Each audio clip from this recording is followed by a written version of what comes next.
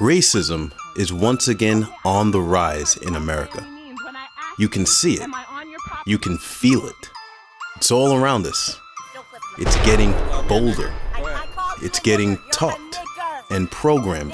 Yes, racism has been around, but people being totally comfortable and vocal with their racism is back. And here I'll explore and explain to you exactly why that is. What many entities in high places know very well, but never say, is that racism is deliberately manufactured, and that is the reason it's coming back full force.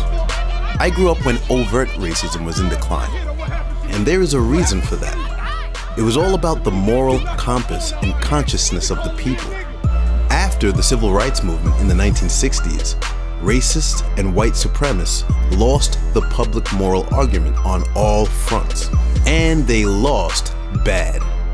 That is why you see such a hard push from the establishment trying to indoctrinate everyone with fake revisionist history. Listen out for yourself. You'll hear new fictitious nonsense about Native Americans pushed into the history books, or how the slaves were treated well and well fed. Historically, this is ridiculous and completely dishonest. But there's a reason why this is being done. When racists and white supremacists had to face the truth and explain the murdering of an entire race of people, the stealing of their land, while simultaneously enslaving another, they could not own the moral high ground or find justification for racism and hate in modern America. In fact, it was extremely audacious. On top of that, good men were murdered and therefore martyred. The entire world was disgusted with American racism. A lot of the lies they chose to believe and spread fell apart. And great people and activists of all races coming together, united in a universal truth, made the dominant power structure look ignorant, in the wrong, and made it fall to its knees, armed with nothing but the truth. The higher power spoke through these people, and the moral justifications for racism was obliterated. It eventually led to a lot of changed hearts and minds. It also paved the way for occurrences like this. How can anyone scorn a cute little 4-year-old boy because of the color of his skin, but you did for a while? When he was born, I started changing from that point on. He's part of me, and I'm ashamed of the way I felt before. It was 1989 when Jim Rainey wrote how the love of his biracial grandson helped change his racist ways. But even today, he feels ashamed of his dark past. I felt I was superior, that white people were superior to blacks. I felt blacks were okay as long as they stayed in their own place. And that place was where I wanted them to be. There were instances where myself and friends tuned a black person up, you know. Maybe a threat or a slap or something like that. It's not something I'm proud of talking about, you know. I guess you could say I had a bully mentality. Jim was furious when he learned his daughter was pregnant with a biracial child. I was mad, violently mad.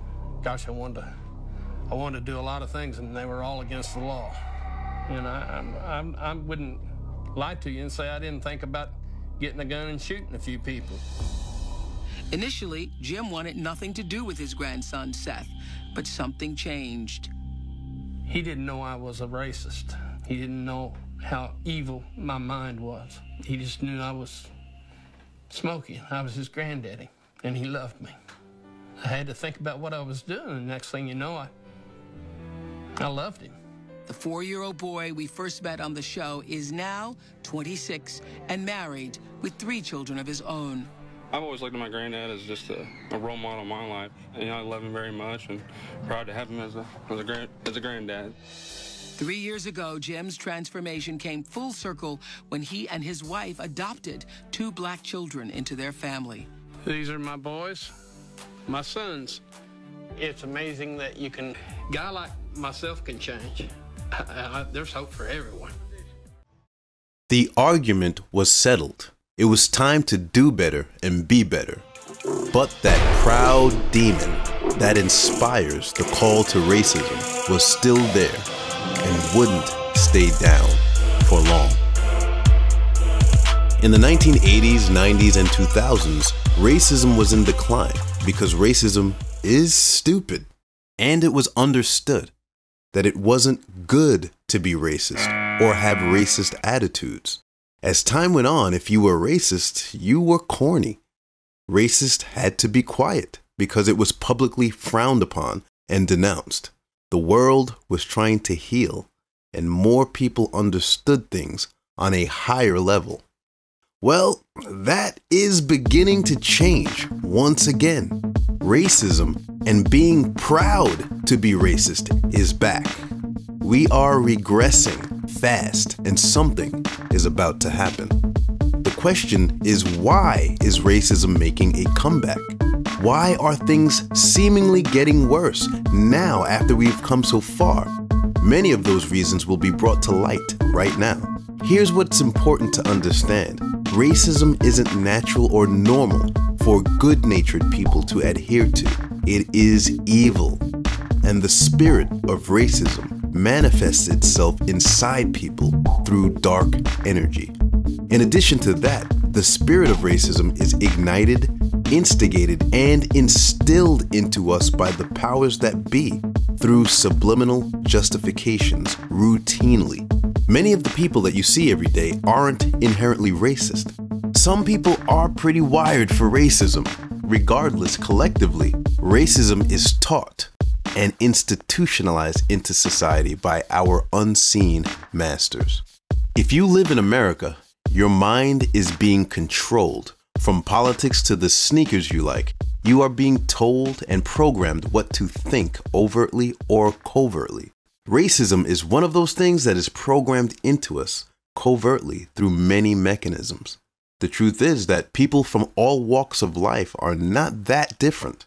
There are good people in every race. There are bad people in every race. There are extremely intelligent people in every race. And there are idiots in every race, all across the board. Time and time again, when children of all hues are given similar advantages and the same environmental variables, it produces similar outcomes. And that hidden truth is what makes racism so illogical. There were so many racial imbalances that were kept in place for years. And racism attempts to ignore that and sweep an entire race under another, and racist ideologies are justified with deceptions, fake world history, and intellectualized nonsense. And here is the reason why. There is a need for the unseen elite class to instill racism into society and keep it alive. They want to keep us all on that lowered vibration, divided and fighting amongst ourselves.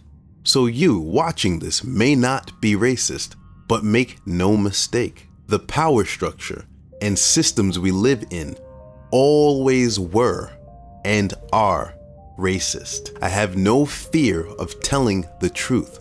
All of this is something that many people already know, but a lot of people don't. Whether you subscribe to that or not, this is the truth. Everything is set up to have racism flourish in the consciousness of the dominant society. For example, myriad important elements to African history and real world history have been erased and is never discussed in schools. Our history books are full of fiction, and the contributions of African peoples and other ancient world civilizations are all omitted.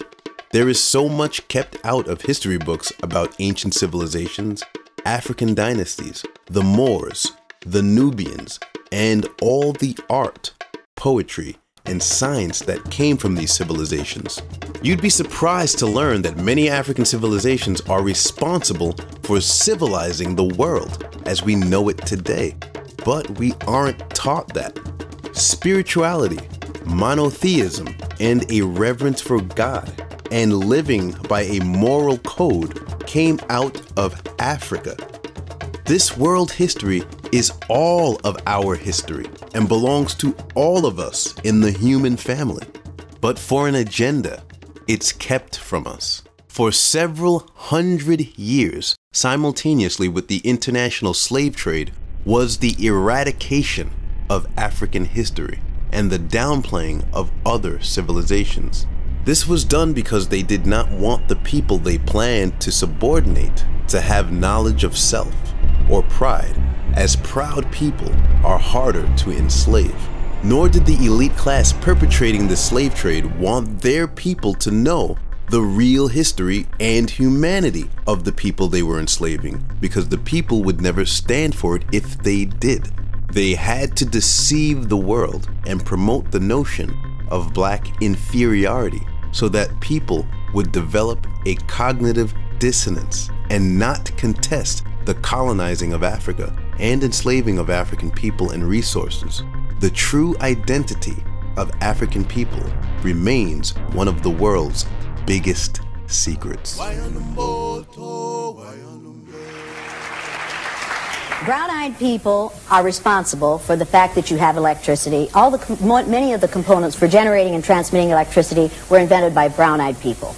Brown-eyed people gave us our alphabet.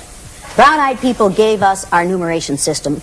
Brown-eyed people gave us the paper on which we write these anonymous letters to me that tell me that brown-eyed people are inferior. When you go home, you people do not pray for me, particularly you. Don't you pray for me.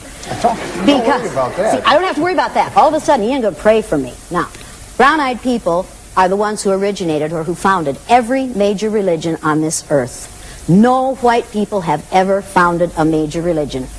Now, you need to realize the contributions that have been made to society, to civilization, by brown-eyed people, by people of color. I'm talking about people of color here, folks.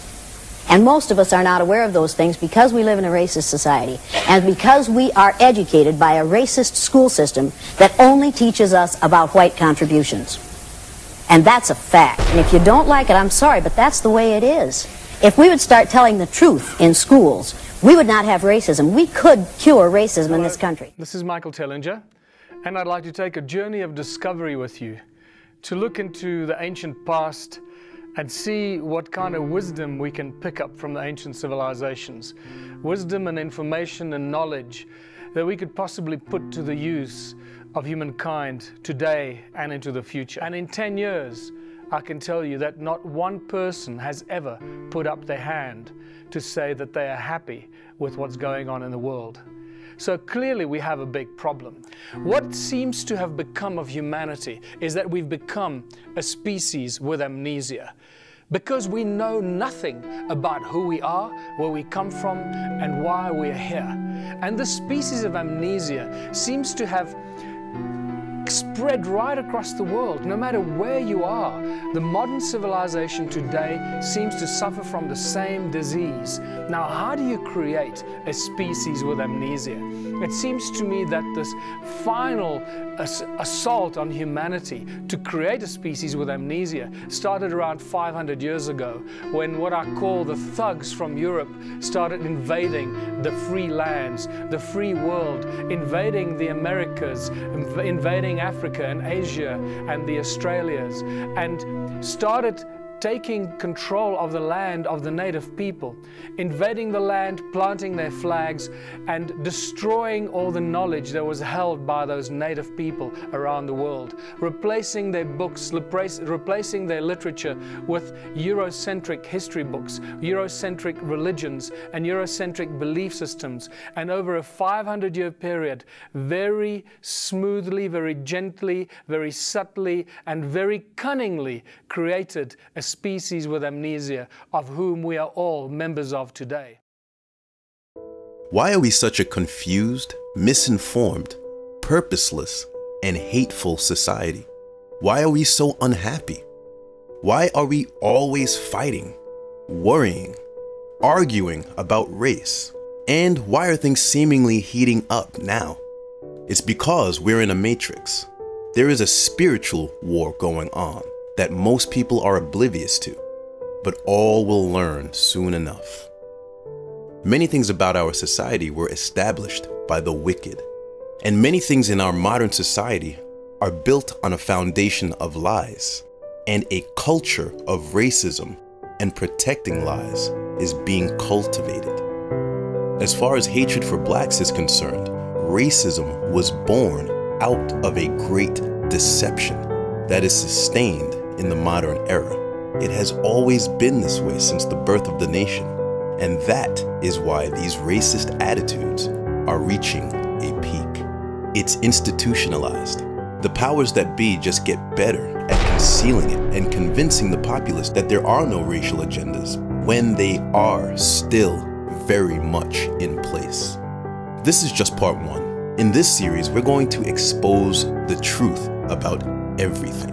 From science to history, much of our books are fictional garbage.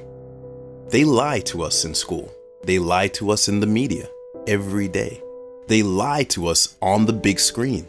They lie to us about policing and covert agendas that come from high above.